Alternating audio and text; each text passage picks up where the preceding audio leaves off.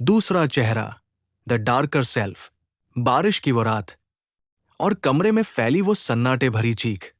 आरव के हाथ कांप रहे थे। फर्श पर बिखरा खून अभी भी ताजा था। उसने अपनी उंगलियों को देखा, लाल, चिपचिपा खून। उसने ये क्या कर दिया?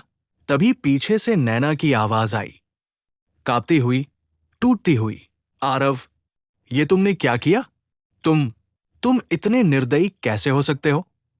आरव पीछे मुड़ा। कमरा खाली था। नैना वहां नहीं थी। वो सिर्फ उसकी याद थी, या शायद उसका डर।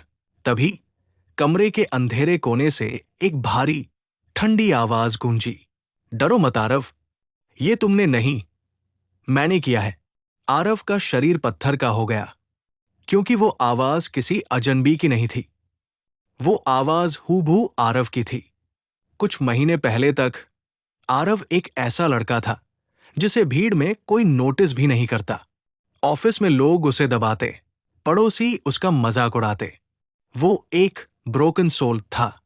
अकेलापन उसका इकलौता दोस्त था। और उस अंधेरे में इकलौती रोशनी थी नैना। नैना, जो उसकी खामोशी को पथ लेती थी। उसने एक बार आरव का हाथ पकड़कर कहा था, आरव, दुनिया तुम्हें कमजोर समझती है क्योंकि तुम अच्छे हो। पर याद रखना, तूफान हमेशा शांत समंदर में ही आता है। लेकिन आरव को नहीं पता था कि उसके अंदर कैसा तूफान पल रहा है। फिर उसकी लाइफ में आया कबीर। कबीर, जो वो सब था जो आरव कभी नहीं बन सका। बेखौफ, गुस्सैल और ताकतवर। कबीर ने आरव के कान में फुसफुसाया, कब तक लाते खाएगा आरव? दुनिया उसे ही कुचलती है जो झुकना जानता है। उठ और पलटकर वार कर। कबीर उसे शहर के उस हिस्से में ले गया जहां कानून नहीं, सिर्फ सर्वाइवल चलता था। एक अंडरग्राउंड फाइट क्लब। वहां आरव ने पहली बार खून देखा।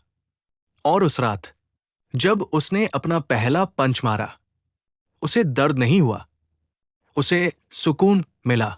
हर जीत के साथ आरव मर रहा था और कबीर जन्म ले रहा था। आरव अब बदल चुका था।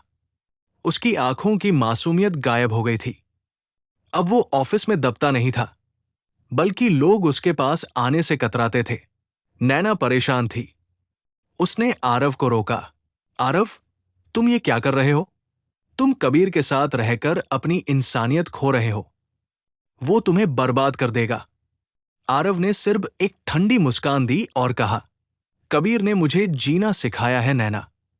अब मैं शिकार नहीं, शिकारी हूं। एक रात फाइट क्लब में आरव ने हद पार कर दी। उसने सामने वाले को तब तक मारा जब तक वो हिलना बंद नहीं कर गया। कबीर बगल में खड़ा तालियां बजा रहा था। उस रात जब आरव घर लौटा और आईने के सामने खड़ा हुआ, तो उसकी रूह कांप गई। आईने में आरव नहीं था, आईने में कबीर खड़ा था, जो उसकी तरफ देखकर जोर जोर से हंस रहा था। आरव चिल्लाया, कबीर, बाहर आओ। तुम कहां छुपे हो? उसने पूरा शहर छान मारा। हर उस इंसान से पूछा जो उस फाइट क्लब में था। सबका जवाब एक ही था, कौन कबीर? तुम तो हमेशा वहां अकेले आते थे आरव। सच्चाई एक लोहे की जंजीर की तरह उसके गले में कस गई।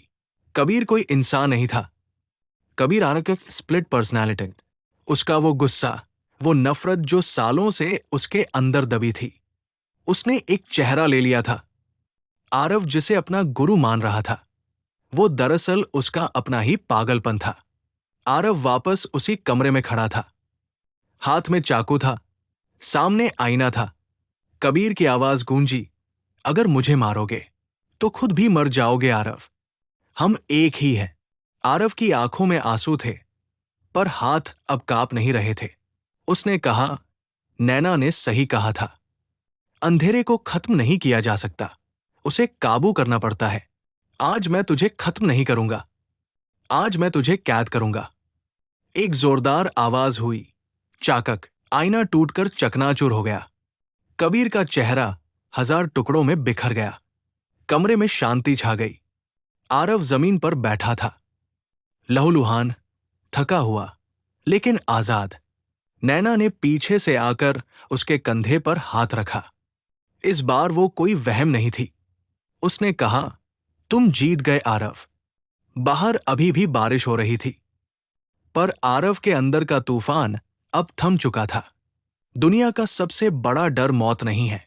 सबसे बड़ा डर वो इंसान है जो हमारे अंदर आईने के पीछे छुपा बैठा है।